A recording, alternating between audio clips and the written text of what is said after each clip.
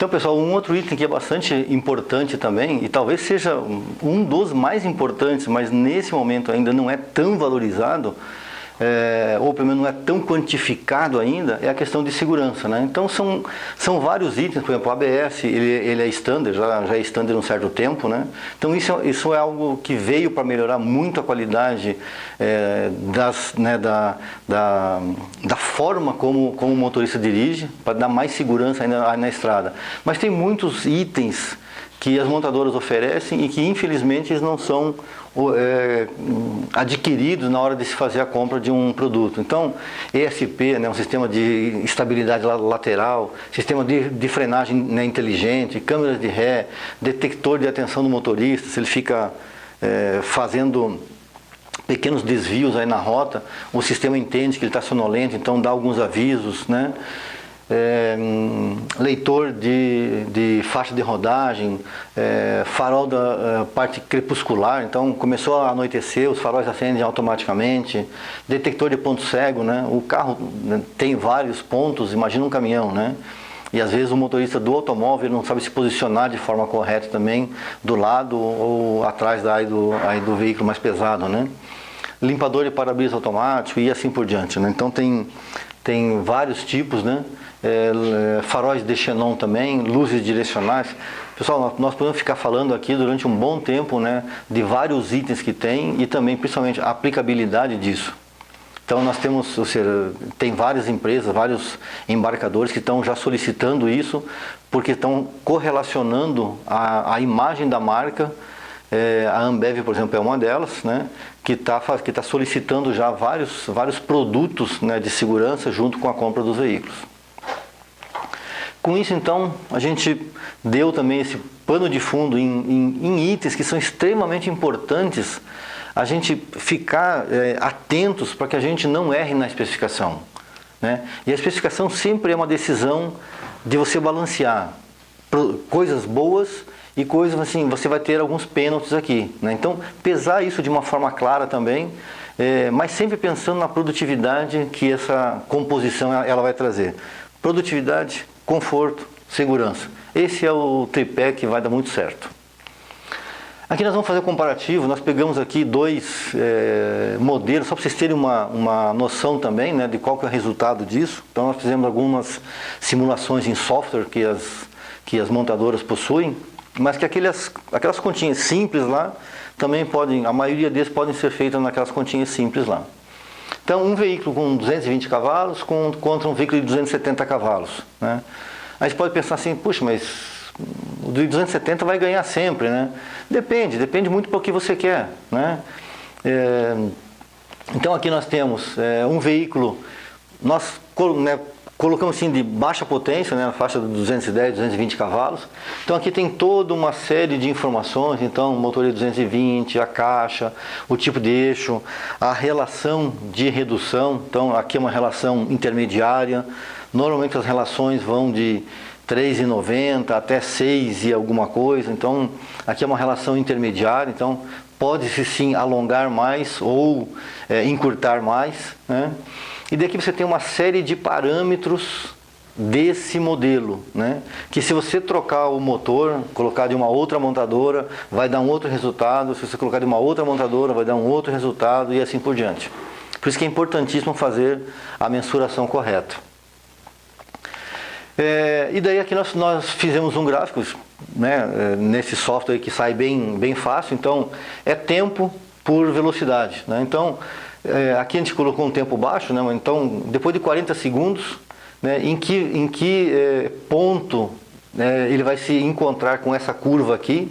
Então o veículo já estará em 10ª marcha, nesse ponto aqui, e vai estar com uma velocidade de 55 km por hora. Então tem uma maneira de a gente calcular isso. Então se você tem lá uma aplicação, é transporte de bebida dentro de cidade, é transporte de longa distância, eu preciso de algumas exigências, por exemplo, tem sim como as montadoras fazerem essa avaliação em conjunto com vocês. Como que ficaria na mesma avaliação um veículo 270 cavalos, né? Nós estamos falando aqui do mesmo veículo, tudo exatamente igual, somente mudando de 220 para 270 cavalos. O que vai acontecer? Aqui então nós temos a mesma curva, né? Então, ou seja, a mesma curva, mas daí com o motor de 270, né? Com os mesmos 40 segundos aqui, aonde que a curva vai interceder. Então nós já percebemos uma diferença que existe do motor 220 cavalos.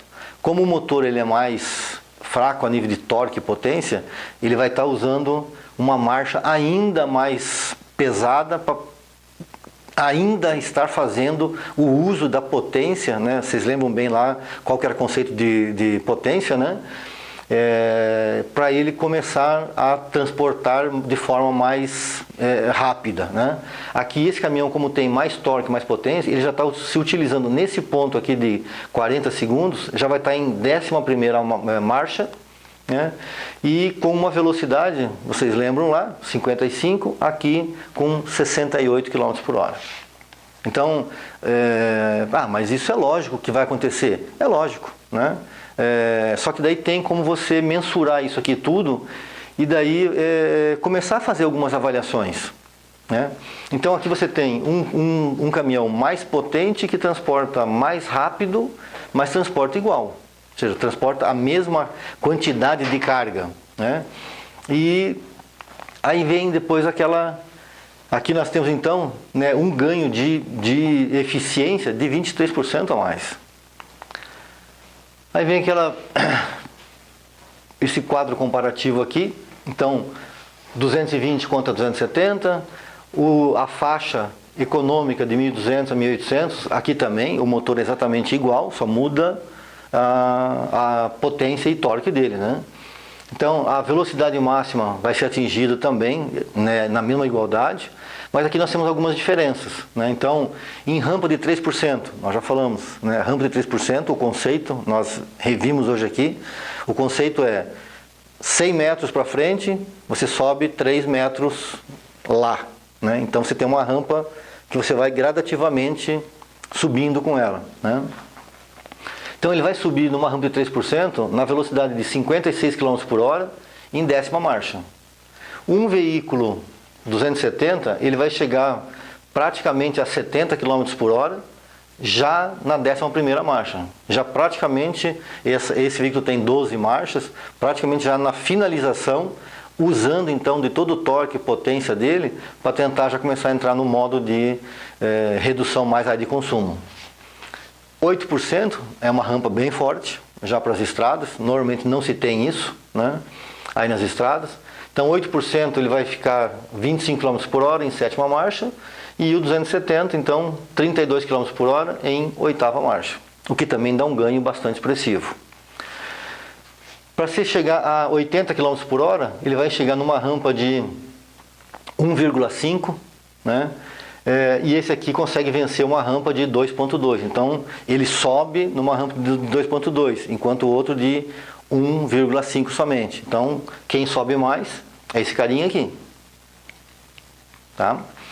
Capacidade técnica, né? Aqui na verdade eles não vão conseguir, porque vai já ter uma derrapagem já do pneu, ele vai perder a aderência, mas tecnicamente ele poderia subir de 31% e esse aqui 36%. Por quê? Porque o motor é mais forte. E daí velocidade após 40 segundos, 55 e 66 km por hora, né? Aí vem aquela questão, qual a melhor especificação técnica desse produto? Né? Nós falamos tanto, mostramos tantos números aqui, né? E que caminhão que você compraria para atender a esse nicho de mercado aqui? Vocês viram, né, toda aquela parte de números, e agora eu gostaria que vocês pensassem um pouquinho durante 5, 10 minutos, 15 minutos, né, qual que seria a melhor opção para o teu tipo de transporte? Dá uma pensadinha aí. Será que o caminhão mais potente é o mais indicado para a tua operação?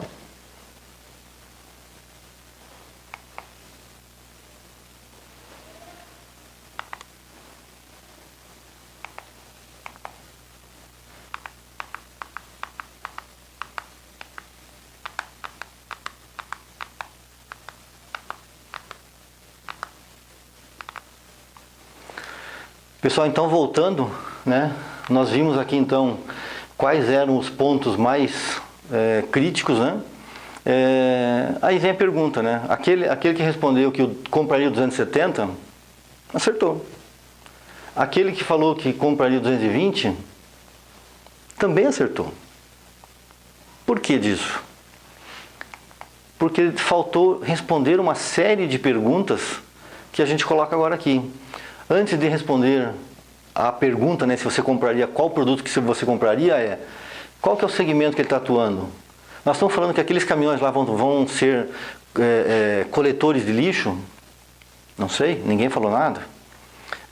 Entrega de bebida dentro de cidades, veículo de longa distância, né, com baú, por exemplo. Ou seja, qual que é o segmento dele?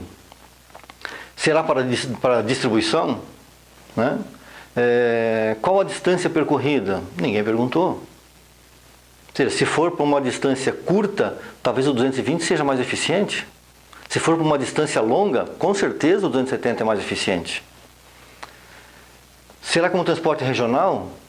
Qual a capacidade de carga de cada produto desses? Ou seja, um 220 vai sofrer muito mais do que um 270, mas aqui em cima responde também outras perguntas, né? Qual o volume disso? Tem horário de entrega? Qual que é o fator de carga? Sempre carregado ou não? Né? É mais volume ou mais peso? Né? Carga técnica ou carga legal? E assim por diante. Então, não é necessariamente só com alguns números que você consegue dizer que a melhor especificação é a do 270 ou a melhor especificação é do 220. Né? Conforme o tipo de segmento, né? Se for dentro de uma cidade, por exemplo, o 220 supriria perfeitamente bem esse tipo de trabalho. Entrega de bebida, entrega de material de construção, por exemplo, né?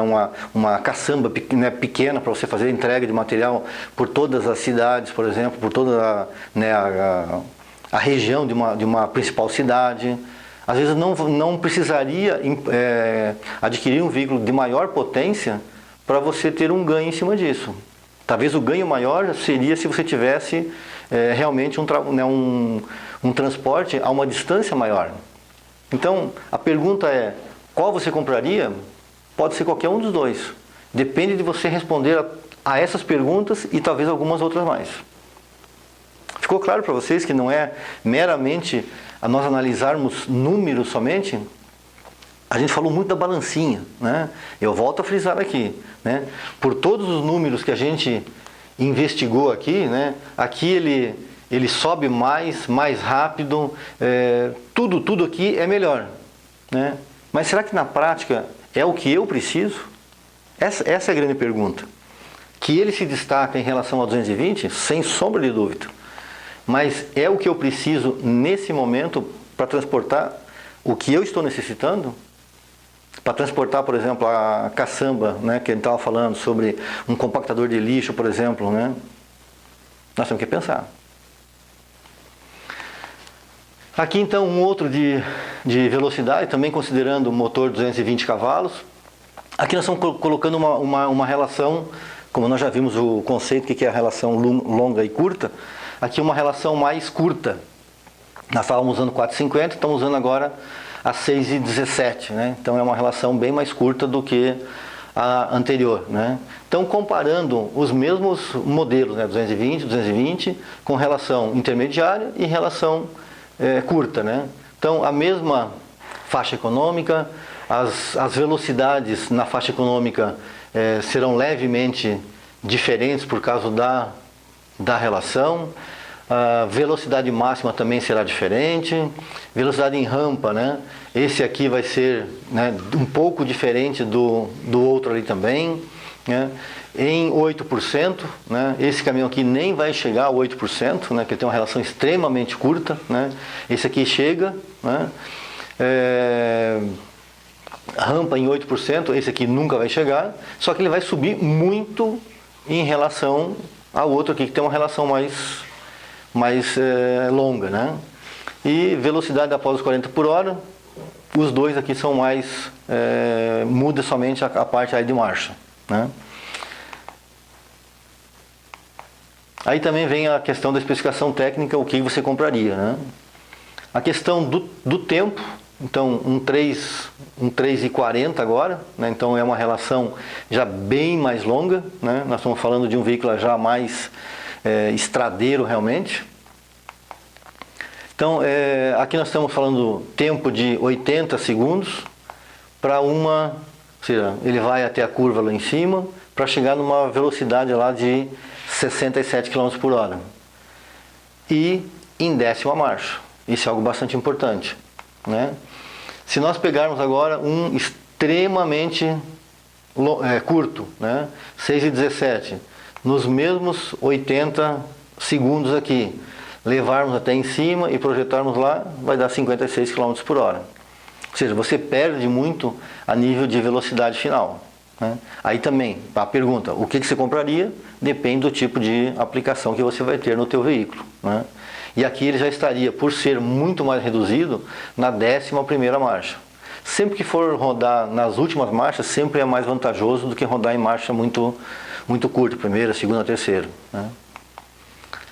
Mas daqui nesse comparativo aqui, nós estamos falando aí de que ele vai rodar 11 km por hora a mais, ou seja, vai dar uma produtividade maior, né, o 3,40, sobrepondo então um de relação mais curta, né?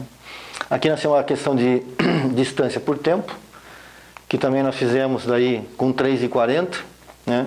Então aqui nós temos o tempo de 90 segundos, então ele vai até lá em cima e vai chegar a 900 metros, né? Então vai ter um bom desempenho nessa configuração, né? Daí o mesmo aqui com 6,17, os mesmos 90 segundos, nós vamos ter aqui então ele subindo até a curva aqui, nós vamos ter 640 metros aproximadamente, ou seja, tem uma perda muito grande, né?